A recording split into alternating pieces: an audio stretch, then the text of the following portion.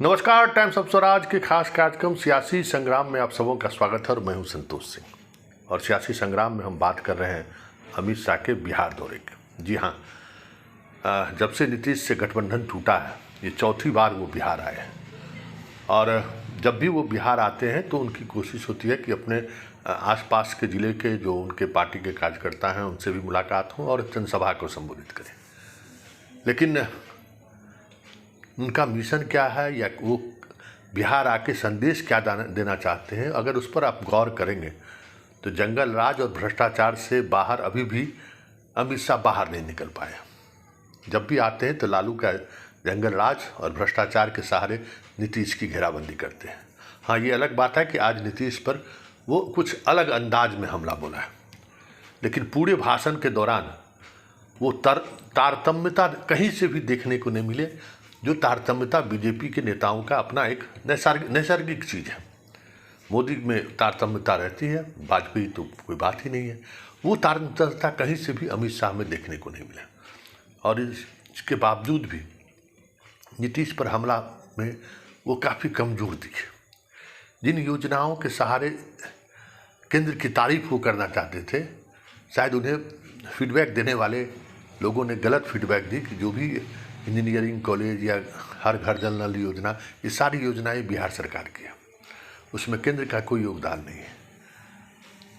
ये एक चीज़ें देखने को मिली है कि बिहार दौरे पर अक्सर ये गलती मोदी से भी होती है और शाह से भी होती है। फैक्चुअली काफ़ी मिस्टेक करते हैं ये लोग और इन्हें लगता है कि ये बिहार के इसी तरीके से कह के निकल जाएंगे, लेकिन बिहार में फैक्चुअली मिस्टेक को लेकर गांव के चौपाटी तक चर्चा होती है। चाय वाले भी चर्चा करते हैं, रिक्शा वाले भी चर्चा करते हैं। लेकिन इस सब के बावजूद भी अमित शाह संदेश क्या देना चाहते थे ये समझ से परे लगा। विपक्षी एकता को लेकर भी उन्होंने वही बातें दोहराई जो बात मोदी दोहरा चुके हैं कि भाई भ्रष्टाचारी सब एकजुट हुए हैं।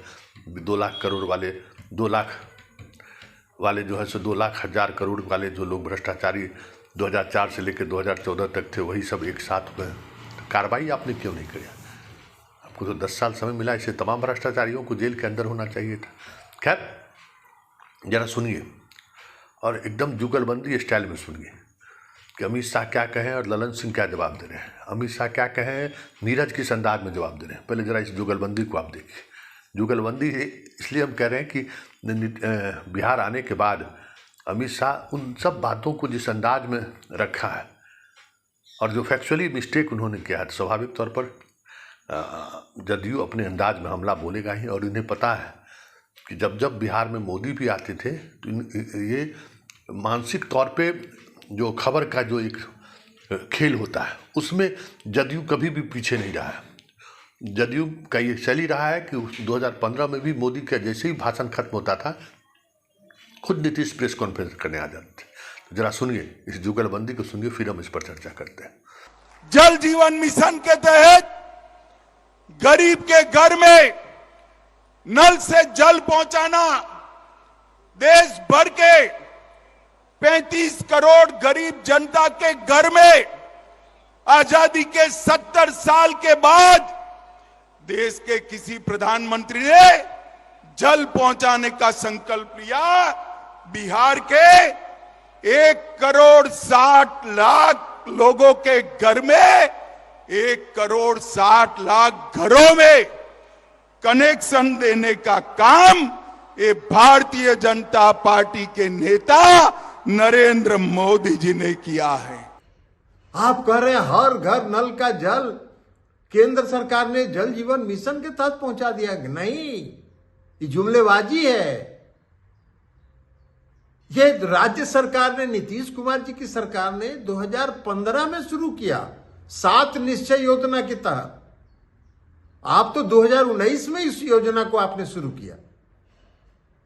केंद्र सरकार ने पैसा ऑफर भी किया राज्य सरकार को कि कुछ पैसा ले लीजिए। राज्य सरकार ने ठुकरा दिया कि 1 रुपया आपका नहीं लेंगे, क्योंकि आप जुमलेबाज हैं। ये राज्य सरकार जानती है। आप दीजिएगा 500 करोड़, कहिएगा कि मेरा योजना है। नरेंद्र मोदी जी ने समग्र देश को ढेर सारे इंफ्रास्ट्रक्चर के काम दिए और बिहार को भी ढेर सारे काम दिए हैं। मुंगेर से बेगूसराय तक रेल सड़क को डबल करने का काम और पुल के निर्माण का काम नरेंद्र मोदी सरकार ने किया। लखीसराय वालों जरा जोर से ताली बजाना। मुंगेर में इंजीनियरिंग कॉलेज स्थापित करने का काम नरेंद्र मोदी सरकार ने किया। मुंगेर में मेडिकल कॉलेज बनाने का काम नरेंद्र मोदी जी ने किया। इसके साथ साथ रोडवेज के लिए 3 लाख करोड़ के 13 greenfield expressway Narendra Modi ji ने दिए हैं। जुमलेबाजी की भी कोई सीमा होती है। मुंगेर मेडिकल कॉलेज कह रहे हैं केंद्र सरकार ने बनवा दिया, इंजीनियरिंग कॉलेज केंद्र सरकार ने बनवा दिया। अरे भाई गृह मंत्री जी जरा कुछ ज्ञान वर्धन तो करते। वो पूरे राज्य सरकार की योजना का है। राज्य योजना से मेडिकल कॉलेज और इंजीनियरिंग कॉलेज खुला है। आप कह रहे हैं कि मुंगेर और बेगूसराय को जोड़ने वाला पुल नरेंद्र मोदी जी की सरकार की देन है। नहीं, आप अज्ञानी हैं। श्रद्धेय अटल जी की सरकार ने उसको स्वीकृत किया था और उसका शिलान्यास किया था। 45,000 करोड़ रुपया भारतमाला के तहत दिया। 28,500 करोड़ रुपया बिहार और झारखंड के एक्सप्रेस वे के लिए दिया। 6,800 करोड़ की लागत से गंगा पर पुल और सड़क उन्नयन को मंजूरी दी। 3,400 करोड़ की लागत से राष्ट्रीय राजमार्ग की परियोजनाएं लागू की। लगभग 230 करोड़ लंबा असम दरभंगा एक्सप्रेस वे भी चलाया। मधुबनी प्रधानमंत्री सड़क योजना 175 करोड़ की बनी। रेलवेज में 13,400 करोड़ रुपए से पटना में मेट्रो का काम शुरू किया। सुपौल अररिया 96 किलोमीटर 1,600 करोड़ और 1,226 करोड़ रेलवे ट्रैक का 85 नए ओवरब्रिजों के साथ इलेक्ट्रिफिकेशन विद्युतीकरण करने का काम ये नरेंद्र मोदी सरकार ने किया। आप तो शून्य पर हैं। आपने तो कुछ किया ही नहीं। कुछ करिएगा तब ना बोलिएगा। तो अगर घूम घूम के जुमलेबाजी ही करना है तो आइए, घूमिए, पर्यटन करिए, जुमलेबाजी करिए और जाइए। नीतीश बाबू आपको शर्म आनी चाहिए। 20 लाख करोड़ के घपले, घोटाले, भ्रष्टाचार करने वाले कांग्रेस, लालू प्रसाद यादव और अरविंद केजरीवाल के साथ बैठकर आप सत्ता हथियाने का प्रयास कर रहे हो। मुझे बताओ लखीसराय वालों, मुंगेर वालों, मुझे बताओ जो आदमी सत्ता के लिए सारे सिद्धांतों को छोड़ दे, इसका भरोसा कर सकते हैं क्या? जोर से बोलिए, कर सकते हैं क्या? अरे नीतीश बाबू, आपकी तो राजनीतिक पैदाइश ही भ्रष्टाचार का और लालू का विरोध कर कर शुरू हुई। आपके राजनीति की शुरुआत इंदिरा गांधी के भ्रष्टाचार की खिलाफत से हुई और आप मुख्यमंत्री लालू प्रसाद यादव के चारा घोटाले का विरोध कर कर बन गए। अब मैं पूछना चाहता हूं, किस मुंह से आप कांग्रेस पार्टी और लालू प्रसाद यादव के साथ बैठकर मुंगेर और लखीसराय की जनता के सामने आएंगे? आपको जवाब देना है। और मित्रों, एक कांग्रेस तड़ी पार देश का गृह मंत्री भाषाई रूप से लंपट हो गया है। मेरा सीधा आरोप है कि राज्य के निर्वाचित मुख्यमंत्री के बारे में जिस ढंग की भाषा का इस्तेमाल देश के गृह मंत्री ने किया है, तो मैं सीधे तौर पर कहता हूं अमित शाह भाषाई लंपट है। राज्य के निर्वाचित मुख्यमंत्री के बारे में ऐसी जो टिप्पणी करेगा, टिट फॉर टैट जवाब देंगे। जैसी भाषा का आप इस्तेमाल करिएगा और मां सरस्वती से विनती जरूर करते हैं कि कुछ बुद्धि इन लोग को दीजिए। वो केंद्रीय मंत्री हैं। तो आपने जुगलबंदी सुना, अंदाज क्या है और जवाब किस तरीके का है। ये बिहार है। बीजेपी अक्सर ये चीज़ भूल जाती है और खास करके अमित शाह भूल जाते हैं कि हम बिहार आए हुए हैं। बिहार में जिस अंदाज में उन्हें नीतीश और लालू को घेरना है, वो जंगल राज और भ्रष्टाचार की बातें सुनते सुनते यहाँ के लोग का कान पक चुका है। कुछ नया नहीं। हाँ, कॉमन सिविल कोड को लेकर उन्होंने ज़रूर बातें कही हैं। स्वाभाविक तौर पर उनका मिजाज भी रहा है कि जिन चीज़ों को हम कॉमनली फैला सकते हैं, क्योंकि उनके पास वही एक नैरेटिव है जिस नैरेटिव के सहारे 91 से राजनीति साध रहे हैं।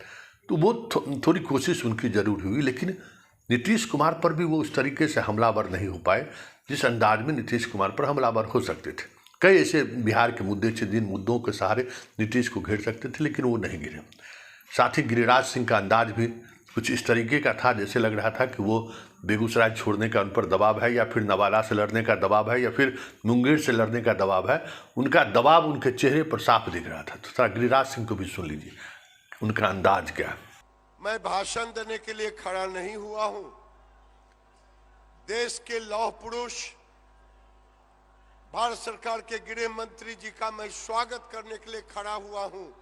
इसलिए तालियों की गड़गड़ाहट से माननीय गृह मंत्री जी का स्वागत करें। तालियों की गड़गड़ाहट से ऐसा ताली बजाएं कि जो लोग, गृह मंत्री जी जब यहां घनघोर बारिश हो रहा था तो मुझे एक फोन आया, कहा कि आज तो गया अमित शाह का मीटिंग। हमने कहा ये इंद्र भगवान का आशीर्वाद है, कसैया के श्राप ने कहीं गाय नहीं मरता।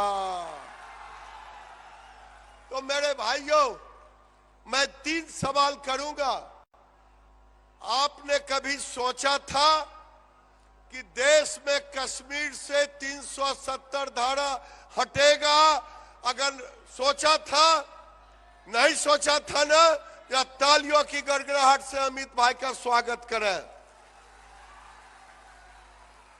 राम मंदिर बनने का कभी सोचा था? या तालियों की गड़गड़ाहट से स्वागत करें। और जो सुशील जी अभी कह रहे थे, मुझे बड़ा अच्छा लग रहा था सुशील जी के मुंह से। वो जब कह रहे थे अब कॉमन सिविल कोड आ रहा है, क्योंकि आज कॉमन सिविल कोड आ रहा है। कॉमन सिविल कोड समझते हैं ना? कॉमन सिविल कोड आएगा तो सनातन धर्म के उस ऊंचाई पर ले जाएंगे जहां भारत के प्रधानमंत्री इस अमृतकाल में ले जाना चाहते हैं। कभी सोचा था कि इस देश के टुकड़े टुकड़े गैंग कभी देश के अंदर में कॉमन सिविल कोड की चर्चा करेगा? सोचा था? तालियों की गड़गड़ाहट से अमित भाई का स्वागत करें। और अंतिम बात कह के जा रहा हूं, यहां 23 तारीख को एक मीटिंग हुआ। दोनों छक्के पंजे की लड़ाई चल रही। ये छक्के पंजे की लड़ाई में बाप चाह रहा था बेटा मुख्यमंत्री बने, और मुख्यमंत्री चाह रहा था मेरा नाम घोषित करे प्रधानमंत्री संयोजक के लिए।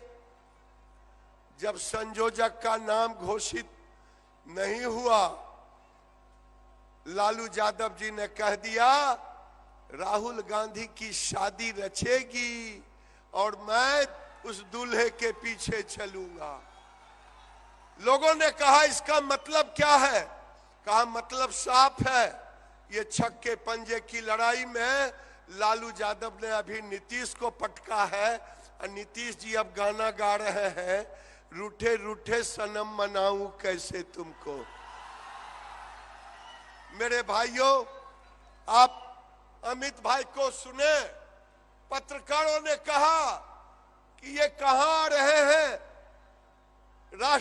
जनता दल यू के राष्ट्रीय अध्यक्ष के चुनाव क्षेत्र में हमके राष्ट्रीय जनता दल यू के अध्यक्ष के चुनाव क्षेत्र में तो आ ही रहे हैं, लेकिन यहीं से 40 के 40 सीटों की गर्जना देंगे अमित भाई, और फिर नीतीश कुमार के राजनीतिक खात्मा का यहीं से शुरुआत होगा। होगा कि नहीं होगा? तो आप गिरिराज सिंह को भी सुनिए। गिरिराज की बात हम इसलिए सुनाई आपको कि ये समझने की जरूरत है कि बिहार में चल क्या रहा है, और अमित शाह जैसे नेता जो बिहार में लगातार प्रयोग कर रहे हैं नीतीश और लालू के खिलाफ, उस प्रयोग में गिरिराज की क्या स्थिति है, सम्राट चौधरी की क्या स्थिति है, ये सारी चीज़ें ऐसी चीज़ें हैं जिन्हें समझने की जरूरत है। और सबसे बड़ी बात यह है जिनको इस पूरे सभा के दौरान देखने को मिली कि लोगों को इस बार भी कनेक्ट करने में, मतलब भाषण के दौरान जो कनेक्ट होता करने की जो एक शैली होती है उसमें शाह विफल रहे।